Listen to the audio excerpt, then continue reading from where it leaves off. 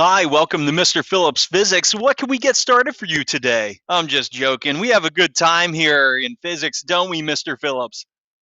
You got that right, Mr. Phillips. Yeah. I just wanted to show you real quick a little bit of how to navigate your child's classroom and the various tools and resources that we have available for them so that they can maximize their learning experience. First, we go to classwork.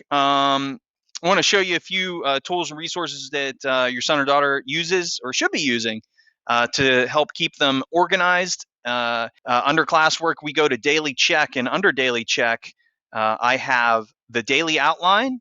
Daily outline is what I have on the screen anytime when students come into the Zoom meet or when students come into the actual physical classroom.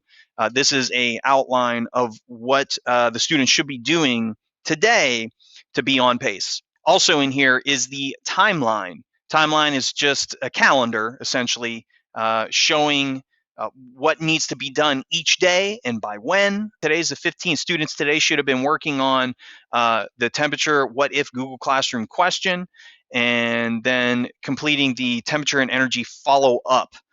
Which is only one part, right? So if a student is working on something that isn't listed on the 15th, maybe they're working on something that's listed for the 14th, well, then that means they're behind. Yeah, so that's how you would use something like the timeline. It also gives you an idea as to deadlines. The temperature and energy follow-up mastery is due on Monday the 19th.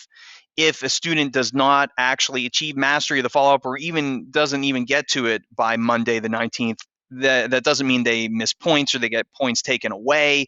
It just really means that they're behind and need to invest in some outside of class time during teen time or in the evening as homework to get caught back up, and I could help them with that.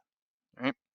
So that's the timeline. What else do we have here? We have the follow-up request sign-up sheet, which is how students request access to our follow-up assessments. We have one assessment for each assignment to mark the end of that assignment, and students cannot receive that assessment until they have completed all the tasks and met criteria as far as kind of like qualifying scores for the work that leads up to it.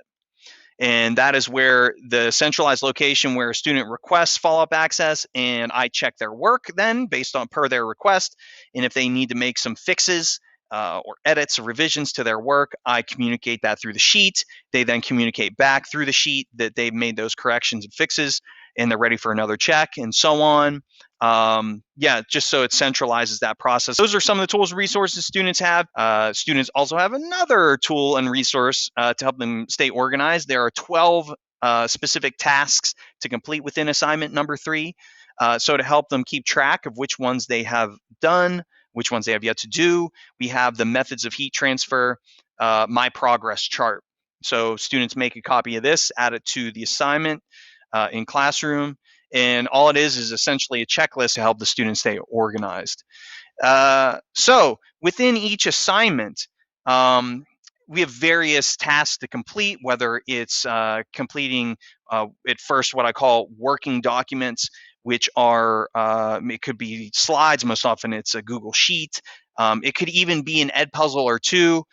This is all content in which the concept is introduced to the student, gives them opportunity to practice. That's where really that first handful of exposures occur. Once they complete those working documents, usually I incorporate via Edpuzzle video, essentially a review of those working documents where the student watches the Edpuzzle video, makes corrections and edits to their work as they watch, and embedded within the Edpuzzle are questions that give them another opportunity to practice and exercise those concepts. Students have to earn at least 60% accuracy in Edpuzzle questions in order to receive the follow-up. And that's what I was referring to earlier. So once a student completes all the working documents, watches the Edpuzzle, gets at least 60% accuracy in the questions within it, they can request follow-up. When they request follow-up, I'll see that in the follow-up request sign-up sheet and check for those completions and check for that 60% criteria If they have met all those criteria, then I send them the follow-up invite, which is in the form of a Google form, and it comes in their Gmail. And I'll get into follow-ups in just a moment.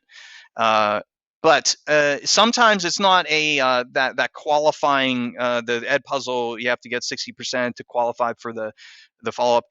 It may be some other form of practice, review and practice, such as it is in assignment 3 here, where the qualifier, so to speak, are these Google forms, these practice Google forms in which their accuracy, they have to hit at least 60% accuracy in those. And that's something I'll be looking for them to receive the follow-up. As they work on these working documents and so on, they should be adding them to the assignment. So if you ever ask your son or daughter, what are you working on right now? And they say that they are working on the examples of heat transfer slides. If you notice off to the right side of the screen here, you should be able to see it added if a copy has been made. If it is not there, that means they haven't made a copy of it and they haven't added it. So it probably hasn't been started yet. On the other hand, if it is there, that's great. They could open it and you can see the progress that they have made in it and where they're at in the slides. So essentially off the right hand of the screen where it says your work, that gives you a good sense of whether those tasks have been started or if maybe they've been completed. Right, so that's kind of like a breakdown of each individual assignment. Each unit consists of several assignments, and within those assignments are several tasks. As for a follow-up, just to get this in real quick here before I run out of time, follow-up is an assessment in which students are able to use all their materials and resources, and their goal is to achieve mastery. I highly encourage mastery, which is 100% accuracy in the follow-up.